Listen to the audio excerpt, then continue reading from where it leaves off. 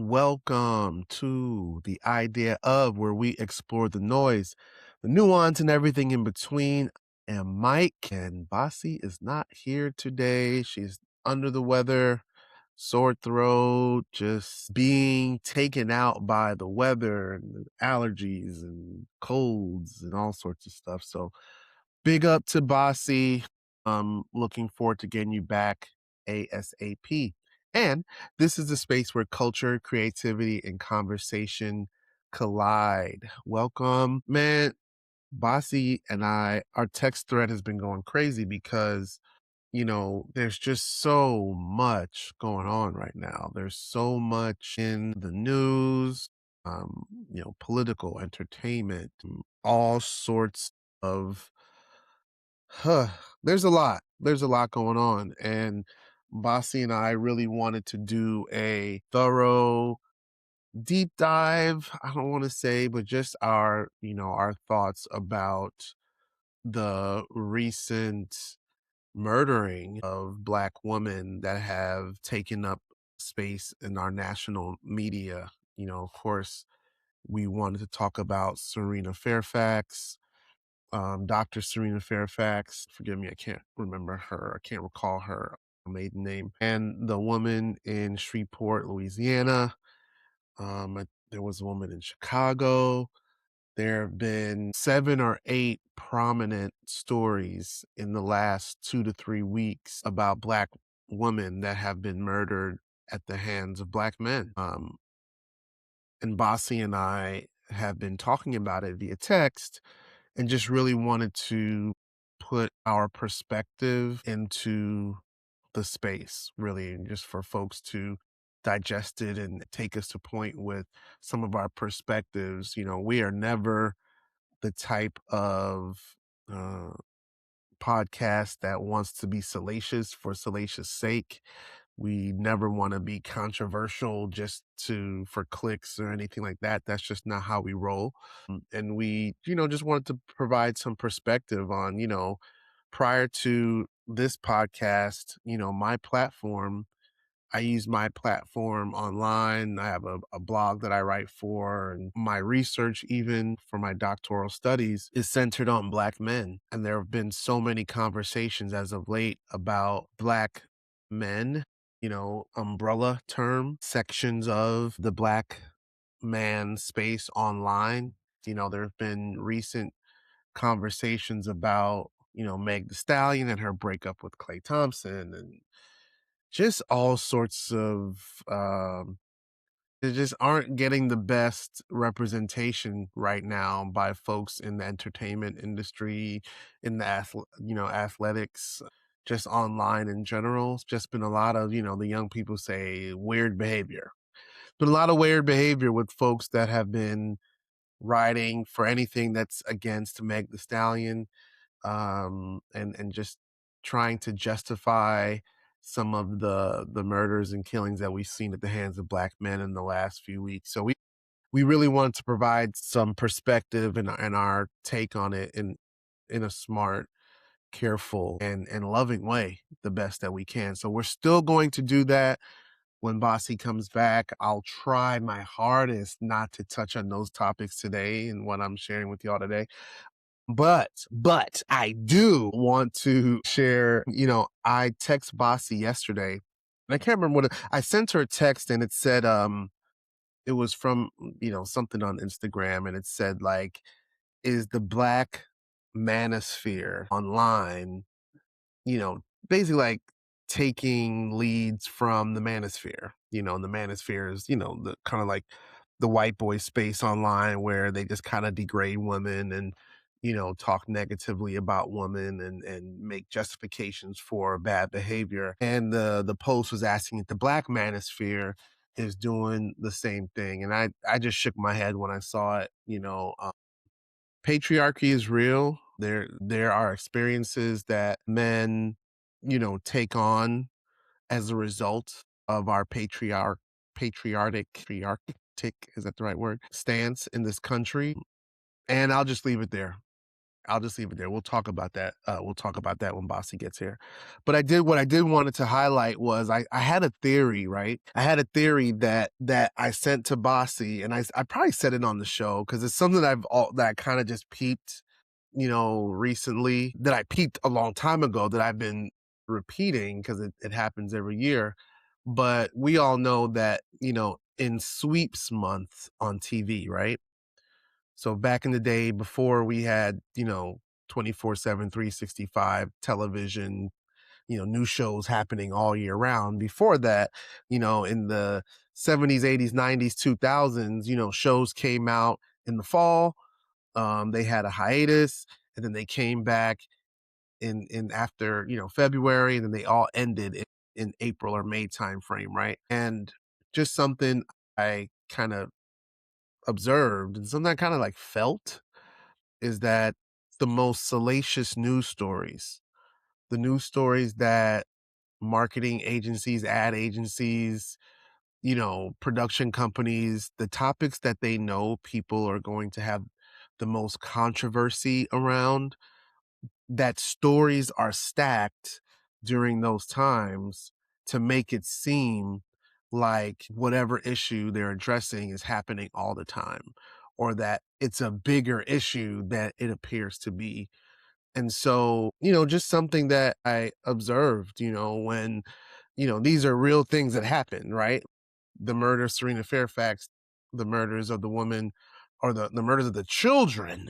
I said the woman, but the children, and the violence against Black women, all of those things are real and they're happening in real time. And also, so much content is created around these topics when they come out. So it was violence against Black women and the demonization of Black men. It's, the Stein stories, like so many stories that are stacked and stacked and stacked and stacked. And so I was like, is this real? Is it just, coincidence? Even if you think about September 11th, and all of the major news story, assassination attempts, all the major news stories seem to be stacked around the same time to keep us attached to our phones, to keep us like looking like what's going to happen next. And it was just an observation that I wanted to bring forth, that it just sometimes it doesn't feel genuine to me. Sometimes, it feels like the stories are placed during times when these companies know we're going to be on our phones and know we're going to engage, and they want to create, I came up with a term, I should know it. But in essence, the concept is that, specifically when it comes to politics, that politicians in the political landscape will use race as a way to attack Black people, right? They'll use it in a way um to induce fear, to induce discord in a negative way, to induce, like, feeling like we're losing something or gaining something in a real way. And so I don't know, I just wanted to highlight that because it just seemed like on some level the companies at play, all of them, entertainment, education, politics, music, sports, are targeting our emotions to make us do something. And I saw that, our friend only in our head, he doesn't know he exists, but Deontay Kyle recently had a similar take where, I think the most recent thing that he mentioned was the whole concept of the cloud bob. Y'all heard about that, right? Where I don't know if it was Vanity Fair or Elle magazine, one of the fashion magazines, in reference to what we all know as an afro, called it a cloud bob. And, it just made it tried to poke at the concern and the conversation that they knew that Black people would have. Like, no, like we all know, and it happens every year. It happens every year around, these two times, in the fall and in the spring, when people know that we're going to be watching things on TV, when they know we're going to be on our phones. And the term that I coined was racialized noise government governance, racialized noise governance. And I'm just thinking, I just threw some words together, but it's really just the concept that the powers that be know that our attention is captured and they use race to induce outrage, to create spectacle, and to make us emotionally charged, right? So we're not talking about policy. We're not talking about leadership. We're talking about cloud bobs, or we're talking about, of all the ridiculous things, whenever the president calls a black woman, she's not intelligent, she's not smart, she's a dummy or a Miss Piggy or whatever ridiculous things he says to women, generally having the face of his demeaning comments being black people, that it's done on purpose, right? That it's done to invoke fear and hatred and anger in us. And that anger causes us to do something or not to do something. And they're banking on that. Anyway, so all of these things are happening, I think, right now at one time. And it just happens year after year after year, month after month. And we fall for it. You know what I'm saying? We fall for it. And this is not me minimizing the realities of these stories, but then also, just the way that I would love to see black people move is, to be informed, to read and know what's going on, and to shrug it off and to keep it moving on the things that are not important. On the topics like domestic violence and, when black men are killing members of their family, of course, those are things we need to talk about and we need to address straightforward without, in a way, right? And I promise I'm going to save this for when Bassey and I talk about it. But I would love to see a way that we can hold black men accountable while understanding that this is a patriarchal situation, a patriarchal reflection of our society, and still acknowledge the work that black men need to do, the work that we are doing, and the work that we've done. Right. So we'll talk about it later. Recently, to change the subject, but then, also not really, just to continue with the conversation, I have been up to a lot lately. I've been, as we speak right now, I'm sitting down. I sometimes record standing up because I just like to, but I'm sitting down right now because I recently ran a 10 miler. I ran the the Chapel Hill 10 miler last Saturday.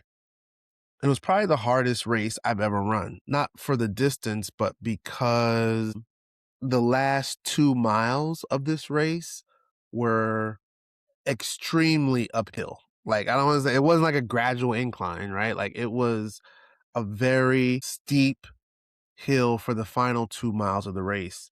And in those 2 miles, I question everything. I'm supposed to run in May 16th. I'm supposed to run the Brooklyn Half Marathon. So I'm flying to Brooklyn, staying in a hotel there to run this race, which I've done before. But those 2 miles made me question everything.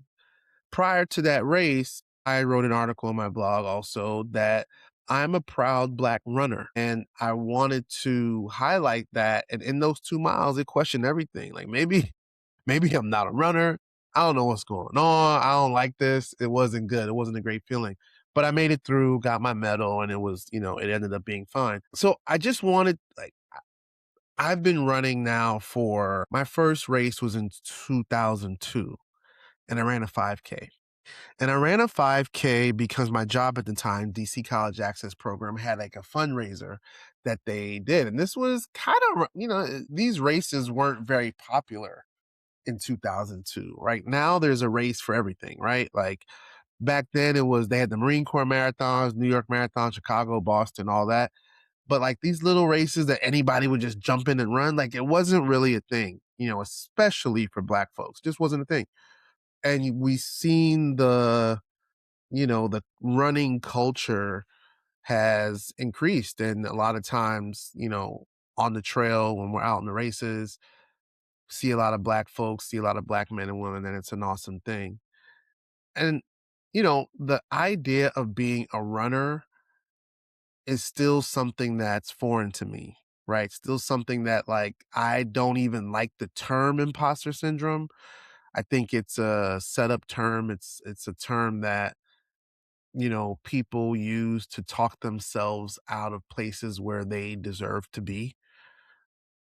And I don't generally align myself with that. And also, I feel a way when I call myself a runner, right? Like, I'm not doing it professionally. I'm not doing it for any money. I'm not doing it for any, status or anything like that. Um, and also, I'm a black runner. And a lot of times, white people say, the white people are like, why you gotta put black on everything? Why you gotta put race? It's not about race. You're just a part of the family. You're just part of the runner family. Yeah, okay. And also, when you're out on the trail, when we understand the health discrepancies in America, when we understand the history of exercise in this country, and all of the determining factors of health are negatively impacted, or are impacted negatively upon black people, from our our life expectancy is lower. We're more likely to die of, food related diseases, high blood pressure, diabetes, uh, heart failure. So highlighting that there are more black people that are being active in this very obvious way, I think is important. And so I started running in 2002, and it became my refuge, right? I've said all the time that the only time I'm ever alone, like where there's no one around, no one I have to really answer to, no one I have to really, respond or react to, uh, only time when nobody wants anything from me, where I can be alone and free with my music, my thoughts, or whatever it might be, is when I run. And so it's become a part of who I am. It's become a part of my makeup. My body has changed as a result of being a runner. Being a runner is what helps and allows me to eat whatever whatever I want to eat for the most part. And so, I take it seriously, and it's something that I am learning to become proud of. So I just want y'all to think about, like, is there something that you're doing that is positive, that is better for your health and your mental health, your emotional well-being, that you do that people might not know about, or that you don't really put on a banner or a sticker, or just share it, man. Like, share it. This past 2 weeks I've been able to go to some just pretty awesome events. And I went to the 40th anniversary of James Madison University's Center for Multicultural and International Student Services. CMIS is what we called it when we were in school. And it's basically like the multicultural center on campus. It's a place where Black and brown international folks, LGBTQ folks, the Black Greek letter organizations, the international Greeks, the Greeks of color, for lack of a better term, where they're housed, and where we have advisors and people to help us navigate college. And that was, for many of us, our home away from home. And I got to experience the 40th anniversary, where they celebrated just some of the pillars at James Madison University: Byron Bullock, Valerie Gant, Seb Davenport, Tasha Daniels, Stacey Edwards, but just some awesome folks over the years that have contributed to this office. And I'm telling the story, because that event was amazing. It was a homecoming. It just continues to highlight how important groups are, right? Like, how important support groups that are aligned on different aspects of our identity, right? So groups, Black women, Black men, Hispanic women, whenever there's an opportunity for you to be in community with groups that reflect different aspects of your identity, it's so important to the belonging process, right? And in this 40th celebration, so many people came up to, like, man, Mike, like, you look great. And this is not, I don't care about like the compliments with the compliments. It was nice. But, like, man, you look great. Like, you look so in shape, like better than you did in college. Like, yeah, I was a mess in college, but I'm saying all that to say after my running story is that that is what running does for me. It allows me to, it provides me with longevity to continue to be and feel and look like myself, look like the way I want to look. Is that vain? Probably. But also, it definitely reflects like a physical health focus that, that I really want to maintain into my old age. I'll be 50 this year. And, I can say right now, I could drop this mic and go run 6 miles outside right now without stretching, without, just get up and do it. And I'm proud of that. And I need to continue to say that I'm proud of that. Need to continue to tell people that I can do that because it's, I think it's important. So just shout out to all the runners out there. Shout out to the Black folks that lace up every day, that go outside and have an opportunity to run for your health, for fun, for your enjoyment, for your mental health.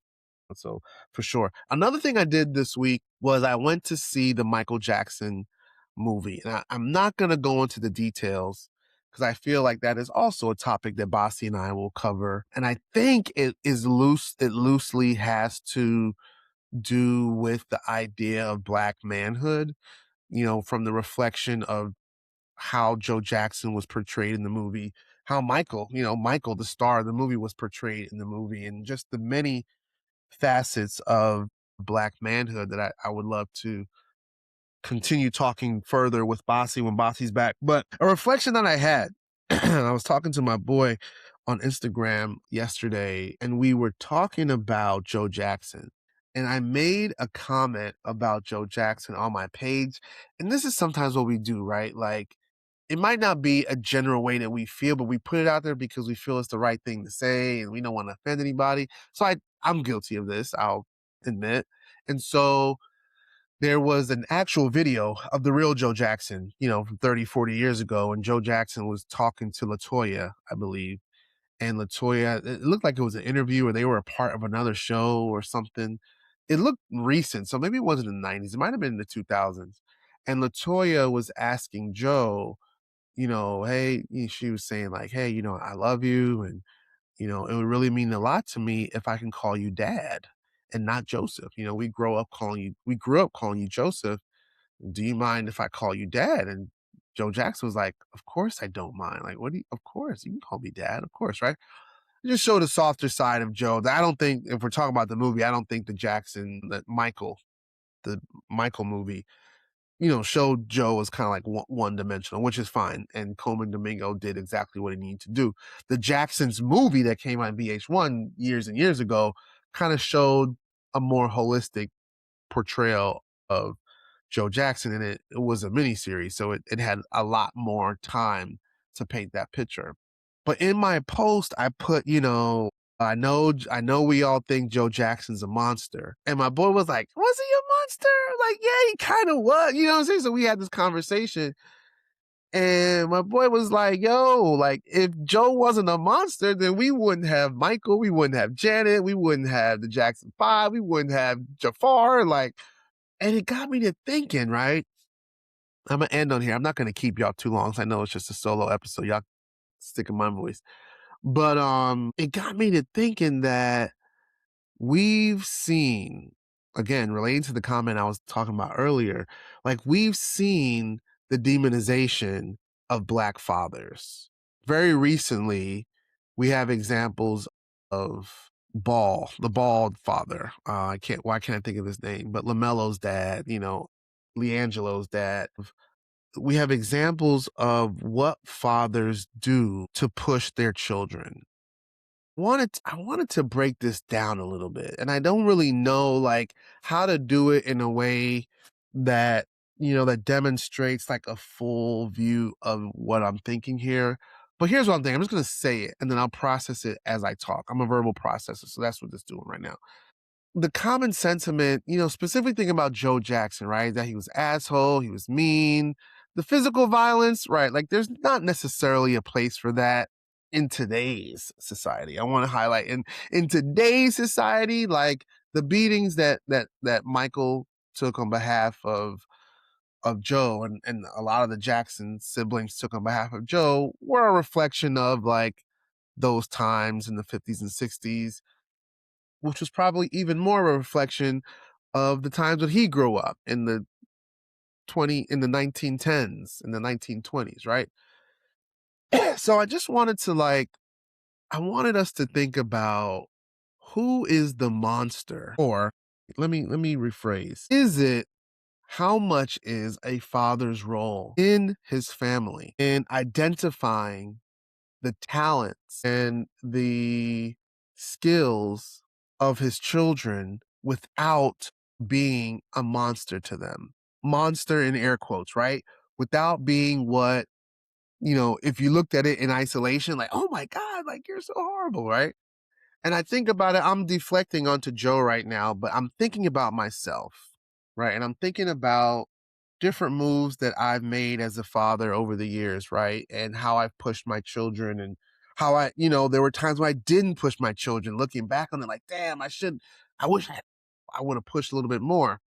And I'm wondering if all the greats, whoever the greats are to you, LeBron James, Jay-Z, I'm thinking, Tom Brady, I'm thinking, all of the folks that we consider to be great, who was the monster in their story, right? Like, who was the person that if they didn't have any context and they came into their house during a training session or after practice or after a game, that people would say like, God, like, why are you so hard on him? You're such a monster. And this goes into like some of the conversations that Bassey and I have had about parenting, right? I think very, I don't know, stereotypically or a huge generalization is that we understand what a mother's love looks like, right? Again, oversimplifying this to make this point. We know what a mother's love looks like. We know what a mother's love feels like, sounds like, what it smells like. We know when the embrace of a mother is present, and what it does to soothe, comfort, minimize, and make us feel better in tough moments, right? Or to push us through positive moments, right? Like, we know what a mother's love is. I wonder, like, do we really have an understanding of what a father's, we could put it in the same category and say love, but what a father's presence and touch does, what their impact does and means in the lives of children in pursuit of greatness, right? Like, we all want our kids to be great. We all want our kids to do something to change the world, and not everybody else does it, right? So what does it mean when a father has to do things that only fathers can do to ensure that that greatness is realized on a consistent and ongoing basis? In the 70s and 80s and 90s, where Black men were systemically like taken out of the household, were not there for so many reasons, right? I don't think we know collectively what a father is supposed to do that's different from a mother, that is complementary of what mom does, right? For the most part, people don't even acknowledge fathers to intuition, right? When it's highly like not even recognized or even coined as a term. This is just our presence without even saying or doing anything. When I'm home, my home is different. Like, my kids are different. Not better, not worse, just different because they know I'm here. There's certain things that they can do. There's certain things they can eat. There's certain things that they can, go outside and come inside, and certain places they can drive, and certain things that when I'm not there, or they might feel a little bit more freedom to ask, like, hey, mom, can I do this? Knowing damn well that if I was home, they wouldn't ask, right? Take into me actually fathering and me actually talking and acting and using the things that make me uniquely a man: my voice, my power, my presence, my eyes, my look, clenching my jaw, grabbing someone by the collar. You know what I'm saying? Like, again, I'm putting violence and beating and all the negative shit to the side, assuming that that is not happening here. I'm talking just manly presence and action. How do those things shape our family, shape our boys, shape our girls, shape our children? I just want us to think about that, right? I want us to, like, we wouldn't have Michael and Janet if it wasn't for Joe, period. We wouldn't have them, and part of the Michael story that I don't think the movie captures is how much he practiced, how much he put into his craft. And if I know children, and if I know young people, he didn't do that on his own. He had to have, at some point, he had to have someone there to set the structure, to set the boundaries. So I feel like on some level, that monster that we think of with Joe Jackson is essential to pushing our kids to greatness and pushing them to iconic status.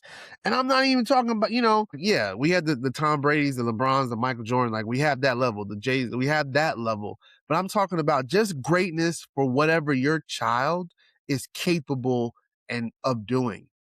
Because I think that moms see their children. Ooh, this might be true, it might not. I don't know. It just came to me. I think moms see their children as an extension of themselves. Again, loose. This is the blanket statement, very surface level. I think sometimes moms see their children as a reflection of themselves. You even hear like having a child is like wearing your heartbeat on the outside. That's like the outside of your body, right? I think dads see their children as individuals in the world, separate from themselves. I'm sure a lot of that I'm sure there's research and science to corroborate that feeling, with mothers giving birth and having the baby inside of them for 9 months, 10 months, right? I'm sure there's a psychosocial, biomedical, connection as to why that feeling is the way it is. And I think that fathers, because we don't have that experience, we have to learn to love our children as individuals, not as a part of our body. And so that separation allows for us to have a different impact with our children based on how we talk to them, how we treat them. And, when we say things, like our kids generally know dad's not fucking around, right? Again, oversimplification, but sometimes moms a lot of times say like, oh, when I talk, he doesn't listen. He just kind of ignores me.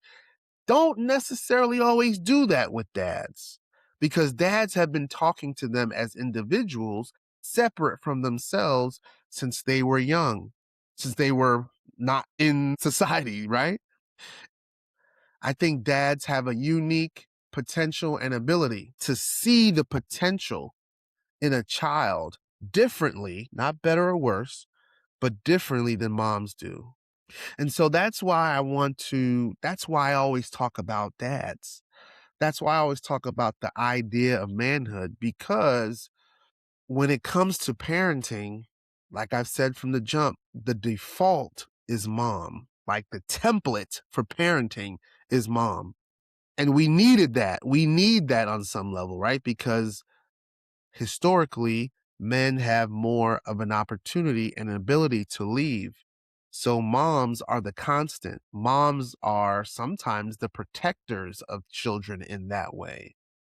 But when there is an active dad in the household, in the child's life, just in general, I think dads have a unique opportunity and ability to see their children differently and to push them differently and to make it so that they know you have to get up, you have to do this, you have to train, you have to practice, you have to study, you're a better student than that. And yeah, I'm probably gonna degrade you a little bit while I tell you. Like you're stupid. No, I'm playing. You know what I'm saying? But I think that dads have that ability to speak life into their children in a different way. And that is, when I talk to dads and when I go around and I speak to large groups of dads, My message is, it's not, it's not beat Joe Jackson. It's not beat your kid's ass. It is, you have to spend as much time and energy and effort into being a father and understanding your unique role, your unique voice, your unique contribution when your child goes up to be MVP, or when they get their honor roll and they're taking pictures, and that they're not just saying, "Hi, mom. Thanks, mom. You did it." If my child does something and he gets player of the year, or he's on TV being interviewed and he say, "Oh, I just want to thank my mom," I failed as a father, personally. That's how I'm feeling. Yeah, thank mom, but you better thank mom and dad, because, you know, I think all of us on some level, there are many, looking back on it, some of the, I don't like to use the word regrets. I think we talked about this last time we were on here. I don't like regrets, but I often do wonder if my children, if I was disciplined enough as a father, if my children would have gone on different paths, right? And, a lot of times I wonder, like, dang, like, do I need to be more like Joe Jackson? Figuratively and literally, right? Like, again, leaving the beating and the physical stuff to the side, but just that kind of maniacal, that LeVar Ball is his name, that LeVar Ball focus, like, my kids are going to be great regardless of what they want to do. They want to play PlayStation and chill and have a good time. Nope. Y'all are going to be great. So get your ass up and let's move. Now, there's some times where I take on that role, but a lot of times I don't. And one of the wonderings I have about my parenting style is like, dang, like, should I have been more, I should have been more tough here, or man, like, I should have pushed this a little bit harder. I should have, made my kids do certain things. And that is one aspect of parenting that I made a conscious decision early in my parenting years. Like, I'm not going to make my child do anything. Now, I failed at that because there are a couple things, it's probably like a handful, like I can count on one hand the amount of things that I made my children do against their own will. My parenting style is, the lessons that we're learning through life all of the time, I wanted so that when the decision comes up to do X, Y, and Z, that I've instilled enough in you to choose the thing that I want you to choose, or choose the thing that I know is best for you. And so, like, that is kind of like, it's a mind game. It's a mind thing that I've tried to, encourage and move my children based on how I want them to move. And then as they get older, those their instincts will kick in. And when their instincts kick in, they're hearing my voice. They're hearing, oh yeah, mom's gonna love me, she's gonna support me and do whatever I do, but I had to make this really important decision. And what would my dad want me to do here? What's the right thing for me to do right here? I don't know if that's right or wrong. I don't know. I don't know. Maybe it's a little manipulative. Maybe it's a little, a lot of like, oh, let your children. Nah, I mean, yeah, I'm gonna let our children, but also I know better. I know better, and I could use my manhood to, to squeeze, to push in different ways, right? To make it, to impress upon you with violence. No violence, no violence, right? Anyway, I just want to think about that. Who are the monsters? Like, who are the monsters that fathers have to be to get the best out of their kids? To make the next Michael Jackson, even Rebe. I mean, she had an album, you know what I'm saying? Randy. You got Randy Jackson with albums because Joe was a monster. You know what I'm saying? Surely you could get Lil John and them to take their SAT and do well on it, right? Like, if you push, if you use, if you're a little bit more like Joe Jackson, and I don't even, because there is there are allegations of abuse when it comes to Joe. I don't want to promote that at all, because I don't think you necessarily have to beat your kids. I talk about punishment later. I don't I don't think that should be your number one go-to for every time your children misbehave. I think that's extreme. Now, I'm not shitting on people that do that. Like, do you?